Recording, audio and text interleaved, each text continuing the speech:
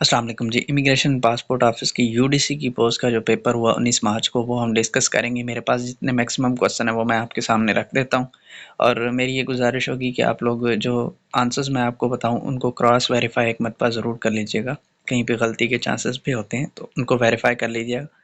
तो मैं आपको बता दूं पेपर के बारे में। पेपर में टोटल 5 सब्जेक्ट्स थे, यानी English number 1, number 2 Islamic studies, number 3 पाक affairs, number 4 GK and current affairs, number 5 job related plus computer. 20-20 question her portion के थे। सबसे पहले इंग्लिश पे हम आ जाते हैं। 4 एनालॉजीज के क्वेश्चन थे। पहला क्वेश्चन था स्टेबल हॉर्स, यानी अस्तबल और घोड़ा। ये हमने डिस्कस किया था कि जहाँ पे परिंदों को रखा जाता है उसे बोला जाता है अव्यारी, तो इसका करेक्ट अव्यारी एंड बर्ड्स बनता था, यानी परिंदों को रखा जाता है अव्यारी में और घोड़ों को रखा जाता है अस्तबल में। नेक्स्ट क्वेश्चन जी, इंसुलिन डायबिटीज़। डायबिटीज़ बीमारी है और इंसुलिन की कमी की वजह से होती है। इस तरीके से हमने ग्वाइटर डिस्कस की थी जो आयोडीन की कमी की वजह से होती है, तो करेक्ट ऑप्शन इसका ये बनता था। नेक्स्ट पे था मॉन्गूज स्नेक। ये मैंने गूगल पे सर्च किया तो इसकी राइट एनालॉजी बनती थी फिश क्रेन। नेक्स्ट था ब्लिस्टर स्किन, तो उसकी राइट ऑप्शन बनता था स्टाई आई। इसको क्रॉस वेरीफाई एक मरतबा कर लीजिएगा। फिर आगे ग्रामर प्रपोजिशन के क्वेश्चन आ जाते हैं। Sadia is a nice person, you dash her, तो मीट की फॉर्म में लगाना था, तो राइट ऑप्शन बनता था Sadia is a nice person, you must meet her. I am having a party next week but Pasha and Raheel, to come की फॉर्म में लगाना था, तो राइट ऑप्शन जो बनता था उन ऑप्शन में से वो था can not come. I am having a party next week but Pasha and Raheel can not come. I read dash book and listen to dash music, तो ऑप्शंस थे, यानी दोनों ब्लैंक्स के अंदर या ए आना है, या पहली के अंदर ए, दूसरी के अंदर सम आना है, या पहली में सम दूसरी में ए आना है, या दोनों में सम आना है। इस तरीके के 4 ऑप्शन थे, तो राइट ऑप्शन जो बनता है I read a book and listen to some music.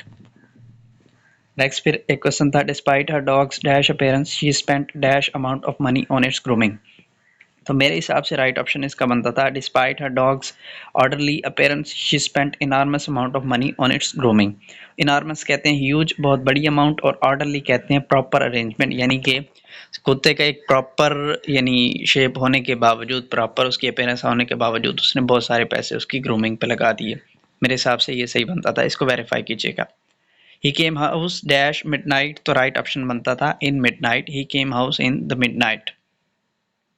I walked dash the main gate, तो राइट ऑप्शन बनता है towards, I walked towards the main gate. फिर एक पैराग्राफ दिया हुआ था, उससे 4 क्वेश्चन पूछे हुए थे। पहला क्वेश्चन था, यानी ये पैराग्राफ किसके मुतालिक है, यानी इसका टॉपिक आप क्या समझते हैं, तो वो जिन्होंने पैराग्राफ पढ़ा है तो वो अंदाज़ा लगा सकते थे, मुझे तो नहीं आइडिया उसका, तो इसका ऑप्शन मैं आपको सही नहीं बता सकता कौन सा था। नेक्स्ट एक क्वेश्चन था, what do the author's say about the slang expression. ये पैराग्राफ के अंदर से क्वेश्चन था कि स्लैंग एक्सप्रेशन के बारे में क्या बोलते हैं। तो स्लैंग एक्सप्रेशन के बारे में क्लियरली लाइन लिखी हुई थी कि slang expressions are understood by most of the speakers but not used formally, तो ये इसका राइट ऑप्शन बनता था। फिर एक क्वेश्चन था, which is point not mentioned in the process of slang expression, तो पैराग्राफ के अंदर स्लैंग एक्सप्रेशन के उसने 3 प्रोसेस मेंशन किए थे, तो 4 ऑप्शन में से जो लिंग्विस्ट का ऑप्शन था ये उन प्रोसेसेस के अंदर नहीं था, बाकी 3 जो थे वो, यानी new situations, new generations, diverse groups, ये 3 ऑप्शन उसके अंदर थे, लेकिन न्यू लिंग्विस्ट का ऑप्शन पैराग्राफ के अंदर प्रोसेस में नहीं था। फिर एक अप्रोप्रिएट का वर्ड था पैराग्राफ के अंदर, वो उसने हाईलाइट किया हुआ था, अंडरलाइन किया हुआ था, तो अप्रोप्रिएट का मतलब बताना था। अप्रोप्रिएट मतलब मुनासिब, सूटेबल जिसे बोलते हैं। नेक्स्ट फिर एंटोनिम्स थे 5। पहला था परसुएट। परसुएट का मतलब होता है कायल करना है, कन्विंस करना, यानी मनाना किसी को, तो उसका राइट ऑप्शन बन जाता था डिसकम्युनिकेट, यानी बात ना करना। फिर एक था वेल्थ। वेल्थ यानी दौलत, उसका एंटोनिम पॉवर्टी। फिर एक था कंकोर्ड, उसका एंटोनिम बनता है डिसएग्रीमेंट। गस्टी, गस्टी का एंटोनिम बनता था काम। फिर एक था ऑप्रेस। अब ऑप्रेस जो है इसके मुझे ऑप्शंस भी नहीं आइडिया कि कौन कौन से थे, फिर मैं आइडिया ऑप्रेस के वैसे एंटोनिम्स तो काफ़ी सारे गूगल पे मिल जाते हैं, लेकिन उन ऑप्शन में 4 ऑप्शन कौन से थे उनमें से सही कौन सा बनता था ये मुझे नहीं आइडिया, ये आप देख लीजिएगा। फिर आ जाते हैं इस्लामियत की तरफ। Total chapters of Quran are, ये हम सबको पता है 114 सूरतें हैं कुरान पाक के अंदर।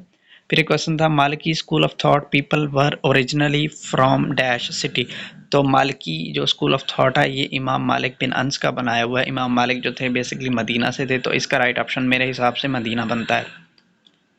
फिर एक क्वेश्चन था how many total schools of thoughts are there in Islamic फ़िक़्ह। तो इस्लामिक फ़िक़्ह के अंदर कितने टोटल स्कूल ऑफ थॉट हैं? मुझे तो बेसिक 4 मिले, कहीं पे 5 भी हैं, तो इसको आप वेरीफाई कीजिएगा, चेक कीजिएगा कि 4 हैं या 5 हैं, कमेंट्स में बताइएगा।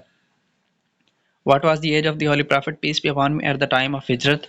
तो आप सल्लल्लाहु अलैहि वसल्लम ने 63 साल की उम्र में वफ़ात पाई और ज़िंदगी के आखिरी 10 साल आपने मदीना में गुजारे, तो उस हिसाब से जब आपने हिजरत की तब आप 53 साल के थे।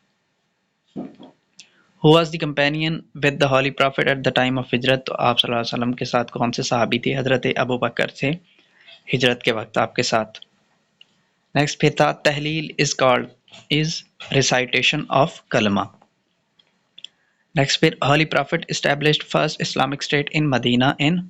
तो आप सल्लल्लाहु अलैहि वसल्लम ने मदीना में पहली इस्लामी फलाही रियासत की बुनियाद रखी। कब रखी? जब आप हिजरत करके गए, यानी 40 साल की उम्र में आपको नबूवत मिली, 53 साल की उम्र में आप हिजरत करके गए। तब जो ऑप्शन थे उनमें 12 नबवी था, 14 था, 18 था, तो राइट ऑप्शन बन जाता था उस हिसाब से 14 नबवी यानी नबूवत के 14वें साल। द बुक ऑफ हदीस अलमौता वाज कंपाइल्ड बाय। ये क्वेश्चन हम अपनी प्रिपरेशन की वीडियोस में डिस्कस कर चुके थे, देख चुके थे। अलमौता जो है इमाम मालिक ने लिखी है। नेक्स्ट क्वेश्चन सहीहीन इज सहीहीन दो किताबें हैं हदीस की, सही मुस्लिम और सही बुखारी। ये क्वेश्चन भी हम कर चुके हैं अपनी वीडियो के अंदर। अल असर मीन, अल असर का मतलब है वक्त, टाइम। नेक्स्ट फिर था अल कौसर, कौसर मीन कसरत से है, बहुत ज़्यादा तादाद में, तो उसका राइट ऑप्शन बनता है दी अबंडेंस, कसरत। अल बकरा मीन्स, बकरा मतलब गाय, द काउ। अगला क्वेश्चन था जी अल फुरकान एंड अल हादी वर्ड्स आर मेंशन्ड इन। तो अल फुरकान और अल हादी ये कुरान के अंदर ही मेंशन्ड है। नेक्स्ट क्वेश्चन था तफसीर ऑफ कुरान स्टार्ट्स विद। तो ऑप्शंस जो थे उसमें था कुरान इटसेल्फ या फिर saying of the holy profit, saying of सहाबा या ऑल ऑफ दीज। तो मेरे ख्याल से कुरान की तफसीर जो है वो कुरान से ही, कुरानिक अल्फाज से ही शुरू होती है। इसको क्रॉस वेरीफाई कीजिएगा। फिर एक क्वेश्चन था या अय्युहन नबिय्यु is mentioned dash times in Quran, कितनी मरतबा मेंशन्ड है? तो मैंने गूगल पे सर्च किया, इसका आंसर 13 मिलता है, लेकिन आप इसको देख लीजिएगा कितनी मरतबा मेंशन्ड है। फिर हाउ मेनी मिरेकल्स डज हज़रत मूसा अलैहिस्सलाम हैड। तो हज़रत मूसा अलैहिस्सलाम के मौजज़े 9 थे।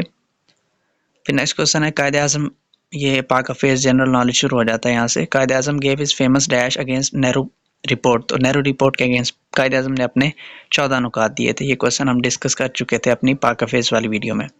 Nehru report was publish in, ये भी हमने डिस्कस किया था, 1928 में पब्लिश हुई। फिर क्वेश्चन था कायदे आज़म रेजिडेंसी इज़ इन, तो वो ज़ियारत में है। मौज़िलियम ऑफ कायद इज़ इन, तो कायदे आज़म का मज़ार कराची में है। नेक्स्ट क्वेश्चन था which is the business and financial hub of Pakistan. तो कराची शहर जो है वो पाकिस्तान का फाइनेंशियल हब है।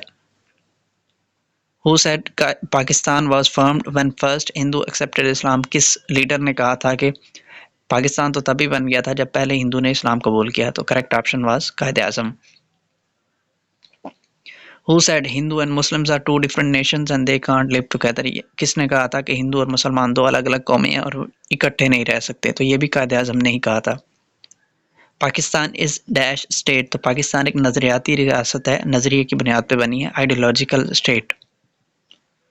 पाकिस्तान वाज फाउंडेड ऑन, तो कौन सी आइडियोलॉजी पे बना था ये बताना था, two nations theory. Which is the largest province area wise. तो एरिया वाइज हमने एरियाज डिस्कस किए थे, उसमें बलूचिस्तान, तो ये तो ऑब्वियस सी बात है कि सबसे बड़ा जो सूबा है एरिया वाइज वो बलूचिस्तान है। फिर मोस्ट पॉपुलस प्रोविंस भी पूछा हुआ था, वो है पंजाब, आबादी के लिहाज से सबसे बड़ा।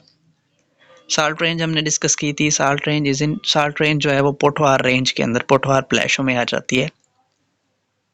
Main conflict between India and Pakistan is Kashmir issue. Barakhan desert is in Balochistan, right option था। When was the first constitution in force. Constitution हमने डिस्कस किए थे, पहला कॉन्स्टिट्यूशन जो 1956 का 23 मार्च को इन्फोर्स हुआ था। Who gave the idea of Pakistan in its speech. तो अल्लामा इकबाल ने पाकिस्तान का आइडिया दिया था कि जी मुस्लिम अक्सरियती इलाकों को मिला के एक अलग मुल्क बना दिया जाए। Pakistan shares longest border with. Pakistan का सबसे लंबा जो बॉर्डर लगता है वो अफगानिस्तान से लगता है, 2430 किलोमीटर इसकी लेंथ है। Next question Pakistan shares border with dash and dash. कौन से दो ममालिक हैं पाकिस्तान के वेस्ट में? तो वो है ईरान और अफगानिस्तान। पाक Afghan border is called Durand line, जो 1893 में बनी। विच road connects Pakistan and China, तो काराकोरम हाईवे जो है वो पाकिस्तान और चाइना को कनेक्ट करता है। Which country has maximum of its people as refugees, तो ये अपना करंट अफेयर्स के अंदर क्वेश्चन आ जाते थे। तो करंटली कौन सा मुल्क है जिसके सबसे ज़्यादा लोग जो हैं वो पनाह गुज़ीन हैं, तो शामी पनाह गुज़ीन आपने सुना होगा, सीरिया के जो ज़्यादातर लोग हैं वो पनाह गुज़ीन हैं। फिर एक क्वेश्चन था which European country currently host maximum refugees, कौन सा यूरोपीय मुल्क है जिसने सबसे ज़्यादा लोगों को पनाह दी हुई है, रेफ्यूजीज को पनाह दी हुई है, तो 2022 के मुताबिक जो है वो जर्मनी है, राइट ऑप्शन बनता है, लेकिन इसको क्रॉस वेरीफाई कीजिएगा। Gilgit Baltistan was formerly known as northern areas of Pakistan. Who is current Russian president, तो राइट ऑप्शन है व्लादिमीर पुतिन। फिर एक क्वेश्चन था रशिया यूक्रेन के हवाले से, 2014 में रशिया ने यूक्रेन के कौन से लैंड के पार्ट को ऑक्यूपाई कर लिया था, तो करेक्ट ऑप्शन इज क्रेमिया। ये आप गूगल पे सर्च करेंगे यूक्रेन रशिया का 2014 का इशू, तो उसमें क्रेमिया का आपको जिक्र मिलेगा।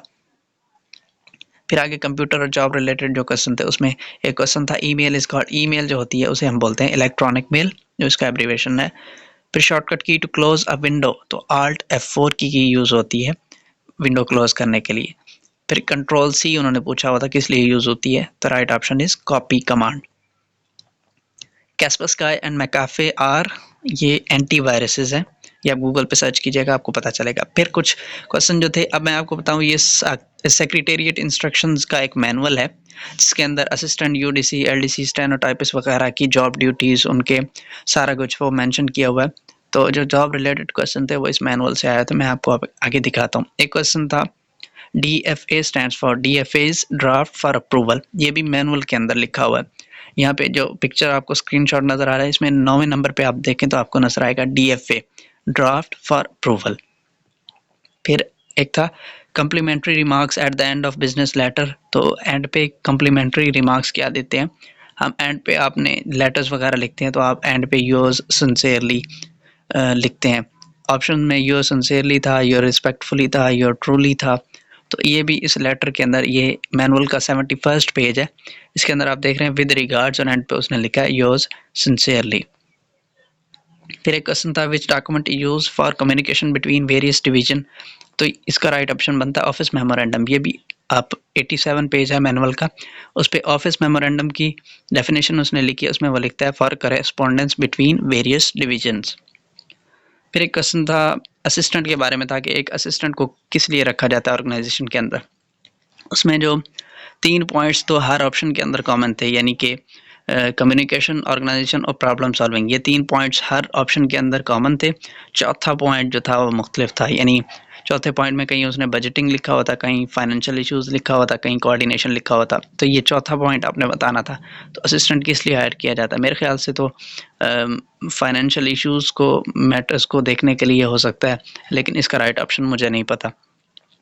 तो नेक्स्ट टाइम जब भी आपने यूडीसी एलडीसी असिस्टेंट या स्टेनोटाइपिस्ट का पेपर देना हो और उसमें आपको जॉब रिलेटेड पोर्शन में मुश्किल आ रही हो, तो जॉब रिलेटेड पोर्शन के लिए मोस्ट रिकमेंडेड जो चीज़ है वो है सेक्रेटेरिएट इंस्ट्रक्शंस का मैनुअल, 129 पेजेस का मैनुअल है। आप उसमें से चंद एक पेजेस, चंद एब्रीवेशंस, चंद उसकी जॉब ड्यूटीज़ वगैरह वो देख लें, तो उसमें से जो है वो जॉब रिलेटेड क्वेश्चंस का पोर्शन जो है वो कवर हो जाता है। उम्मीद है आपको वीडियो पसंद आई होगी। अगर इसके अंदर कोई आंसर मैंने गलत बताया हो या कहीं भी मिस्टेक हुई हो तो उसको कमेंट्स में करेक्ट कर दीजिएगा। मिलते हैं इंशाल्लाह आपसे नेक्स्ट वीडियो में।